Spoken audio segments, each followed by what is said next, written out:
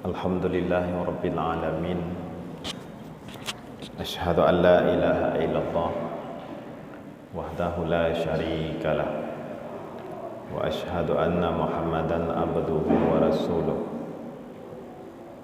Allahumma salli wa sallim ala sayyidina Muhammad wa ala alihi wa sahbihi ajma'in, amma ba'd.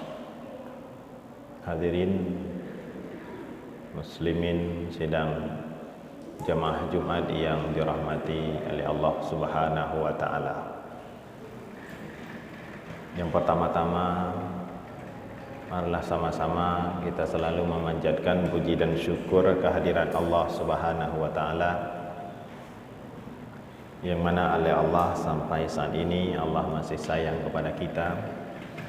Allah masih cinta kepada kita dengan cara Allah beri kita hidup di tahun 2021 yang sudah kita rasakan lebih kurang 3 pekan sampai saat ini.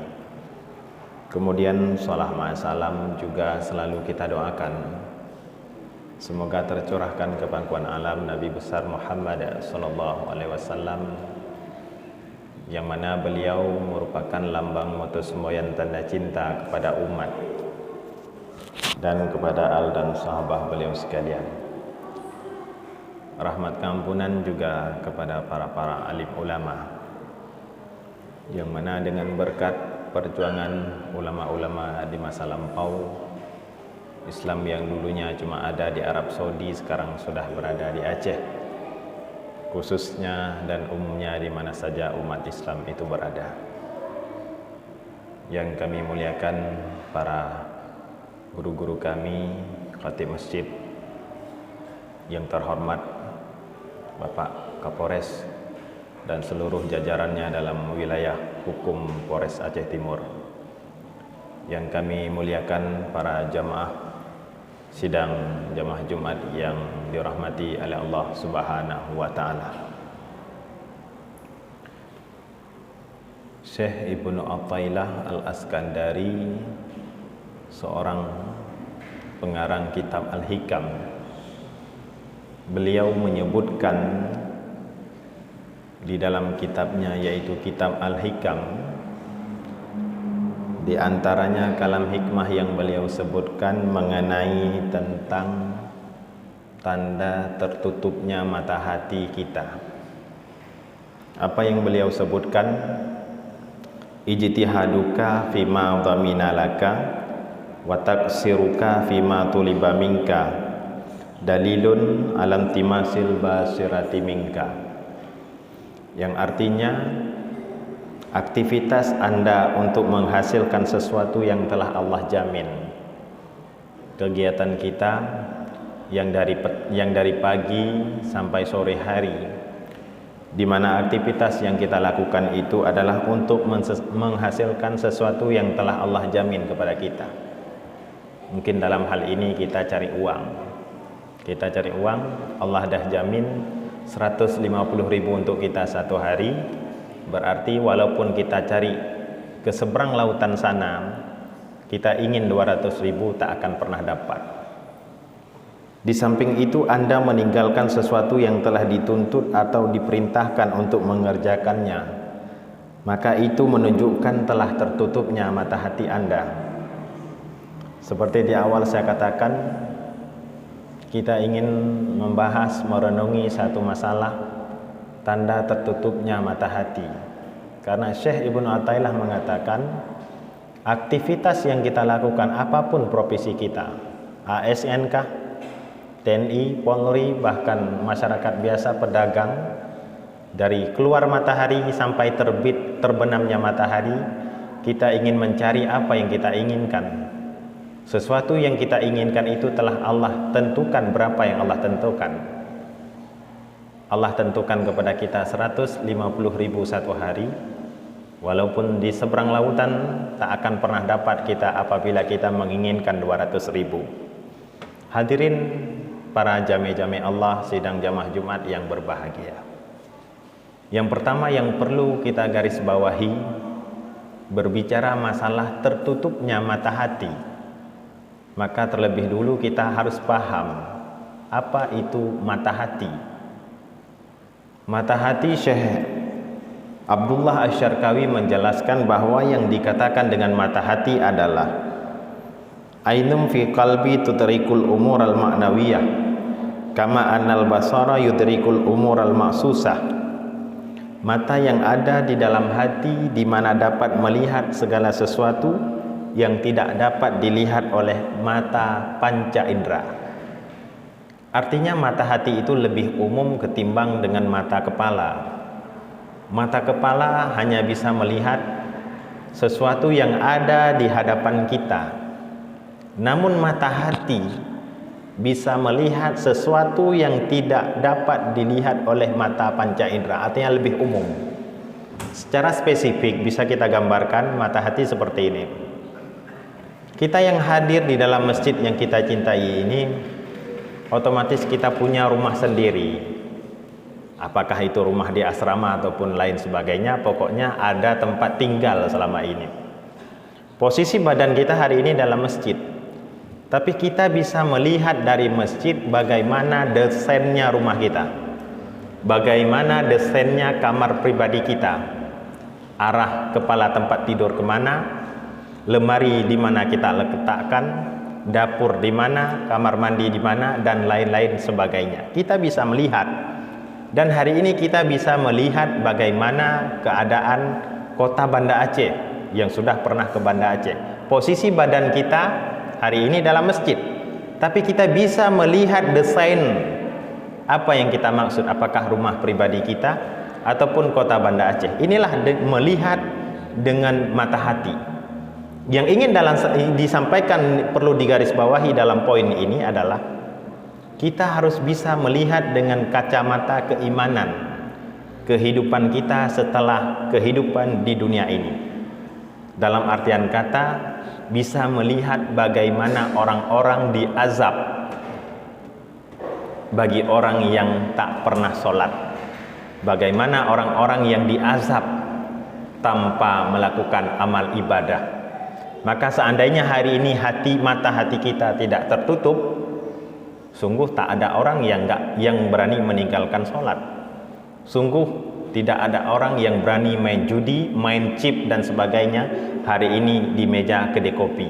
Karena saking banyaknya mata hati kita tertutup, inilah penyebab kenapa kita berani meninggalkan maksiat. Karena Allah sendiri sebutkan dalam Al-Quran, Rabbana absarna, ya Allah, ketika nanti kita berada di yaumil mahsyar, Rabbana absarna, kita sudah melihat bagaimana orang-orang itu diazab di dalam kubur. Wasami'na, kata Allah, ketika kita sudah melihat bagaimana geriuhnya api neraka, farji'na, kita minta balik ke dunia. Kalau udah lihat orang diazab, baru minta balik. Sama seperti kita sekarang ini, ada kala dengan corona, kalau udah kena baru kadang-kadang tidak, baru kenapa aku tidak pakai masker dan sebagainya. Farji'na na'mal sholihan, kata Allah. Kalau kita udah melihat bagaimana orang diazab, kita baru minta balik ke dunia. Untuk apa kita minta balik? Na'mal sholihan, supaya kita ingin melakukan amal soleh, tapi nggak ada kesempatan lagi. Inilah kita harus bisa melihat dengan kacamata hati kita. Kemudian yang kedua, di dalam kata-kata aktivitas dalam kalam hikmah tadi, yaitu terdapat kata-kata ijtihaduka, yang artinya adalah bersungguh-sungguh dan berusaha mencapai target dalam mencari rezeki. Kalau memang rezeki kita 150.000 satu hari, kenapa kita bisa hari ini meninggalkan sholat?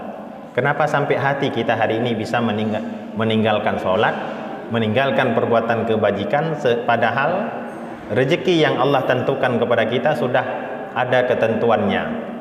Kenapa demikian? Allah sendiri sebutkan dalam Al-Quran, di dalam surat Al-Ankabut ayat 60, wa ka'ayyin min dabbatin la tahmilu rizqaha Allahu yarzuquha wa iyyakum wa huwas samiul alim. Dan berapa banyak makhluk yang bergerak-gerak yang tidak membawa rizkinya sendiri.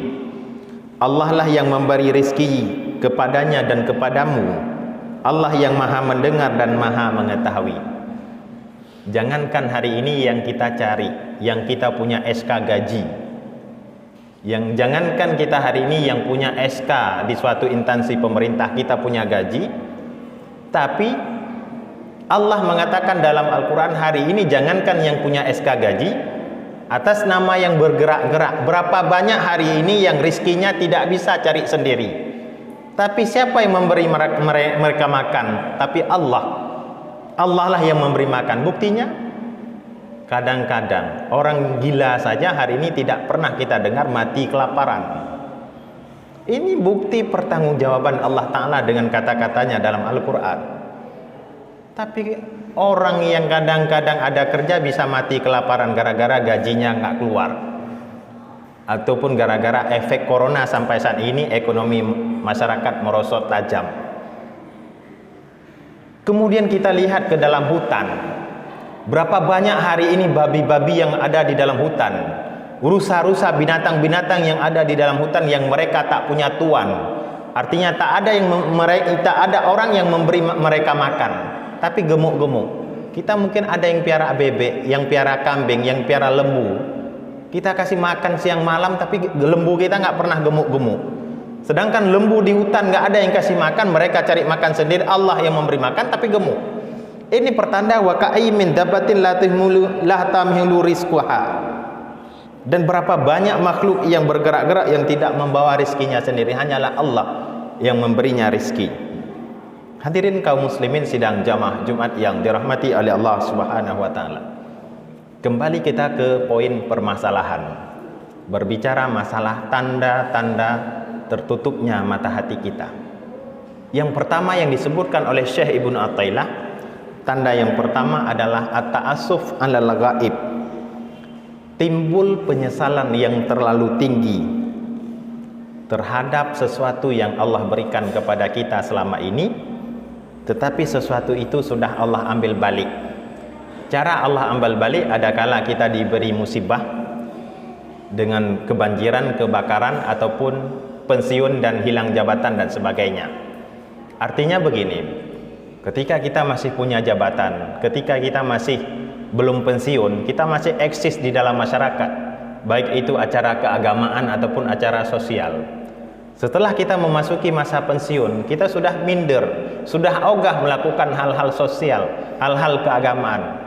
Kita timbul penyesalan, kalau seandainya aku masih ada jabatan, mungkin aku bisa ikut gabung lagi, lebih-lebih di dalam masalah pilkada dan sebagainya. Kita mengharapkan sesuatu, tetapi ketika sesuatu itu Allah ambil, adakala kekayaan kita tak bisa bersedekah lagi, kita nyesal, sehingga terakhirnya kita nggak mau melakukan ibadah lagi. Ini tanda yang pertama kaum muslimin sidang jamaah Jumat yang berbahagia. Timbul penyesalan yang terlalu tinggi terhadap sesuatu yang Allah berikan kepada kita, sehingga akhirnya sesuatu itu Allah ambil balik. Tanda yang kedua, tertutupnya mata hati seorang hamba adalah faqdut taqwa fi tahsil. Tidak ada rasa takwa dalam masalah mencari rizki. Tanda yang kedua, tidak ada rasa takwa dalam masalah mencari rizki. Kalau bahasa kita lebih mudah dipahami, arti daripada tidak ada rasa takwa dalam masalah mencari rizki, asal uang masuk nggak peduli itu haram ataupun halal. Ada orang telepon ataupun ada kesempatan lelang proyek dan sebagainya, ataupun ada hak orang lain dan sebagainya, nggak peduli dia halal ataupun haram, asal nama peng tamong hanamu tahu.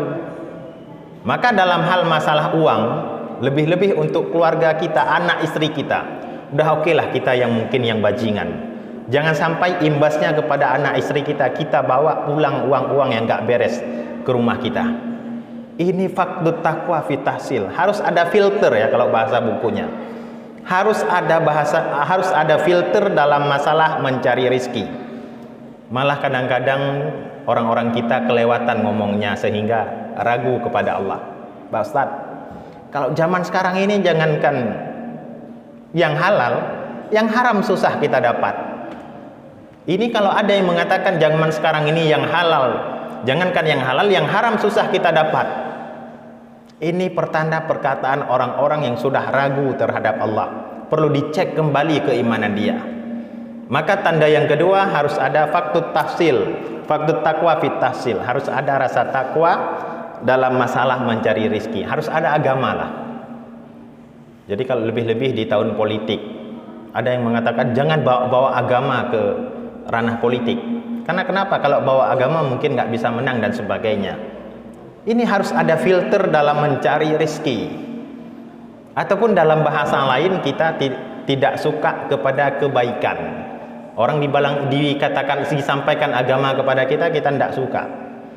Padahal Nabi mengatakan kepada kita dalam sebuah hadis, Rasulullah didatangi oleh seorang laki-laki. Ja'a rajulun ilan Nabi sallallahu alaihi wasallam. Faqala ya Rasulullah, Nabi didatangi oleh seorang laki-laki, maka laki-laki itu bertanya kepada Nabi. Apa yang dia tanyakan? Dullani amalan bi amalin dakhalal jannah. Ya Rasulullah, ajarkan kepadaku, tunjuki kepadaku suatu amalan, suatu pekerjaan yang dengan pekerjaan itu aku bisa masuk ke surga.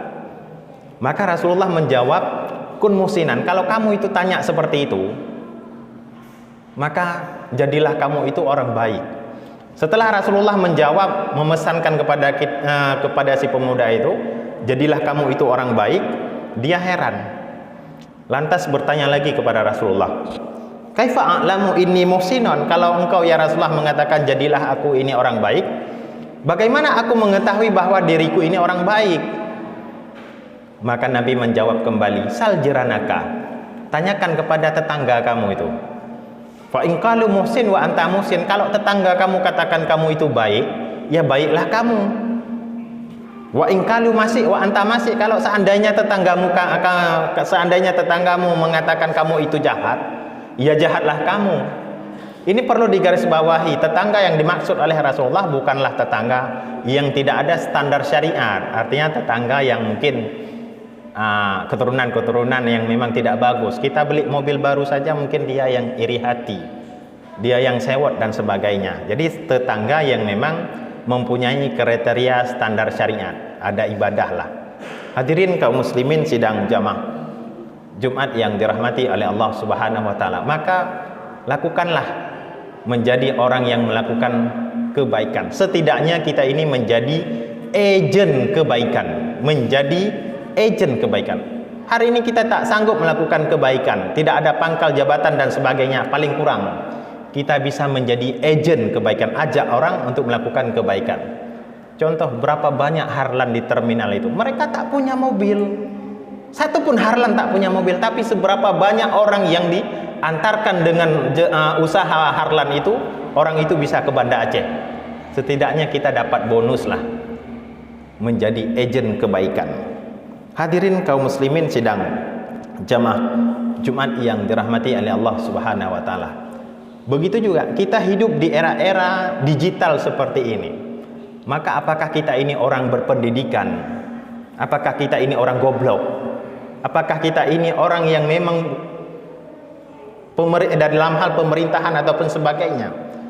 Maka hidup kita ini hanya bisa didikte oleh Allah. Jangan jadikan hidup kita ini didikte oleh lingkungan sosial. Karena kalau kita ngikut jalur agama, agama itu unik. Apa yang dikatakan agama? Wa ahsin man asaa ilaika. Berbuat baiklah kamu meski kepada orang yang sudah berbuat jahat kepadamu. Agama menganjurkan kepada kita berbuat baik itu nggak mesti kepada orang yang sudah baik dengan kita. Tapi agama menganjurkan kepada kita berbuat baik meski kepada orang yang sudah berbuat jahat kepada kita. Terkadang agama menganjurkan kepada kita wasil man kata'aka, sambunglah silaturahim meski kepada orang yang sudah memutuskan tali silaturahim itu kepada kita. Mungkin kita kejadian di masyarakat, gara-gara dia nggak pergi ke tempat pesta anak kita besok nggak pergi ke tempat pesta di rumah dia dan sebagainya. Ini membuktikan kita ini didikte oleh lingkungan sosial. Kenapa demikian? Karena Nabi sudah jauh-jauh hari mengingatkan kepada kita, kalau kita ini la takunu immatan, dalam sebuah hadis riwayat Imam At-Tirmizi, la takunu immatan, kamu ini jangan jadi orang yang mudah diombang-ambing oleh lingkungan sekeliling kita. Kalau bahasa Acehnya be mudah dipucuh-cuh lego. Kalau bahasa HP-nya kita ini jangan mudah diprovokasi ataupun termakan dengan berita-berita hoax. Jangan mudah terprovokasi. Orang yang ribut, hari ini kita dapat berita yang memang tidak ada asal-usul kebenarannya, langsung dengan jari ini kita share. Maka dalam agama perlunya tabayun. Nabi mengatakan kamu ini jangan mudah jadi orang yang diombang-ambing oleh lingkungan sekeliling kamu. Takulu sehingga kamu mengatakan in ahsanan nasu ahsanna. Jika dia berbuat baik kepadaku, aku akan berbuat baik kepadanya. Kalau dia baik sama aku, mungkin aku lebih baik kepada dia. Wa in dzalamu dzalamna, kalau seandainya dia jahat kepadaku, aku akan lebih jahat kepada dia. Maka ini kejahatan di Indonesia tak akan pernah habis. Kalau mindset kehidupan hari ini wa in dzalamu dzalamna. Kalau dia caci maki untuk kita sekali, kita 5 kali kita caci maki untuk dia. Ini nggak akan selesai masalahnya. Tapi inilah harus mengikut konteks agama. Ini sama persis seperti perbandingan kita pagi-pagi ngopi. Ketika kita mau ngopi, makan kue 1 potong, tiba-tiba datang orang gila lah, bisa kita katakan. Orang gila itu berdiri di samping kita kaum muslimin. Artinya dia minta kue yang kita makan. Setelah kita makan, kemudian kita berikan sepotong untuk dia. Dia makan juga, tapi dia beda. Dia makan dengan kita makan. Kita makan setelah kita kunyah, kita telan. Tapi si orang gila itu setelah dia kunyah, tapi dia tak telan, tapi dimuntahkan, diludahkan ke tangan dia, kemudian dilemparkan kue kunyahan itu ke muka orang yang bersedekah kue itu. Apa yang kita lakukan? Mungkin kalau bahasa Acehnya seperti ini, gila kau, pungokah lebih pungolong lah. Artinya gila kau lebih gila aku lagi. Artinya langsung kita hantam orang gila itu. Mengklaim bahwa gila dia mungkin lebih gila kita lagi. Kalau kita diperlakukan sedemikian, inilah kejahatan tak pernah akan habis-habisnya. Maka perlunya hari ini hadir rasa takwa. Seperti di wawancara ILC, debat di TV One itu, Profesor Salim Assegaf mengatakan, kenapa Brunei Darussalam itu maju? Kenapa Singapura maju? Korea Utara maju? Karena mereka ada yang ditakutin. Korea Utara takut sama Korea Selatan ataupun sebaliknya. Kenapa Indonesia tak maju-maju? Indonesia jangankan kepada pemimpin, kepada Tuhan hari ini mereka tak takut. Jangankan kepada pemimpin, orang Indonesia kepada Tuhan tak takut. Maka Indonesia tak maju-maju. Maka harus hadirnya rasa takwa di dalam semua elemen masyarakat. Apakah ASN, pegawai negeri sipil, TNI, ABRI? Kalau hari ini ada rasa takwa, insya Allah ini akan baik. Hadirin kaum muslimin sidang jamaah Jumat yang dirahmati oleh Allah Subhanahu wa taala. Itu tanda yang kedua, harus ada filter dalam masalah mencari rezeki. Oh, ini halal, ini haram. Nggak boleh bawa pulang ke rumah yang haram. Tanda yang ketiga, tertutupnya mata hati ataupun yang terakhir adalah al-ghaflatu anil hukukil mutaqidati fis sababi. Lalai dari kewajiban yang semestinya kita kerjakan. Punya bahasa Aceh, dok dengan but yang natuo tengah dok semayang. Kita menganggap hari ini asik dengan kegiatan kita tapi lupa ibadah. Harus kita bagi-bagi. Secara logika dalam agama, setelah sholat duhur nanti, artinya setelah sholat Jumat, habis waktu zuhur langsung waktu asar. Setelah habis waktu asar langsung azan maghrib. Habis azan maghrib langsung azan isya. Habis waktu isya azan subuh. Tapi tak ada masjid, satupun masjid di seluruh dunia setelah habis waktu subuh nggak ada orang azan subuh, azan zuhur. Ada breaknya sebentar. Ini pertanda ibadah dan aktivitas ini sama-sama wajib dilakukan. Ada waktu untuk melakukan kegiatan, ada waktu untuk melakukan ibadah. Maka kita jangan sampai terlena dengan kegiatan sehingga kita lupa mengerjakan ibadah. Ada mindset kadang-kadang dalam masyarakat seperti ini. Alah, aku nanti ikut pengajian ataupun ibadah setelah pensiun lah sana. Mungkin pensiun 8 bulan 10 hari lagi. Kalau setelah 8 bulan 10 hari lagi kita baru eksis di masjid, di pengajian, menganggap belum pensiun. Tapi tiba-tibanya belum sampai 8 bulan 10 hari lagi kita di 8 bulannya sudah dipanggil oleh malaikat maut. Berangkat. Kapan kita mau melakukan kebaikan? Maka fal mukmin baina hasanatan. Gaya hidup orang mukmin itu ada dua. Hasanatin qad qadaha, kebaikan yang sudah kita lakukan, wa hasanatin qad yantadiruha, dan menunggu akan melakukan kebaikan lain lagi. Tujuannya apa? Walaupun kapanpun kita meninggal, status kita adalah penunggu kebaikan. Karena orang yang meninggal kemarin itu di mana-mana sama seperti kita pada hari ini. Artinya apa? Mereka menganggap hari ini mereka masih hidup. Itu sama. Orang yang meninggal di kemarin itu sama seperti kita yang hari ini. Artinya mereka menganggap hari ini masih hidup, tapi ternyata mereka tak ada lagi hari ini. Begitu juga dengan kita. Kita menganggap besok masih hidup, mungkin perjalanan dinas kita mungkin ada 12 tahun lagi. Kita menganggap besok masih hidup, tapi mungkin kita besok sudah meninggal. Maka siapkanlah amal kebajikan sebanyak-banyaknya mungkin. Hadirin kaum muslimin sidang jamaah Jumat yang dirahmati Allah. Menjadi kesimpulan daripada 3 tanda tertutupnya mata hati kita adalah jaga hati kita agar selalu mendapatkan rahmat daripada Allah. Apabila tidak dijaga, inilah bukti tertutupnya mata hati. Dan kesimpulan yang terakhir, gunakan kesempatan detik ini, gunakan kesempatan yang Allah berikan hari ini untuk melakukan berbagai macam kebaikan. Amin, amin ya rabbal alamin.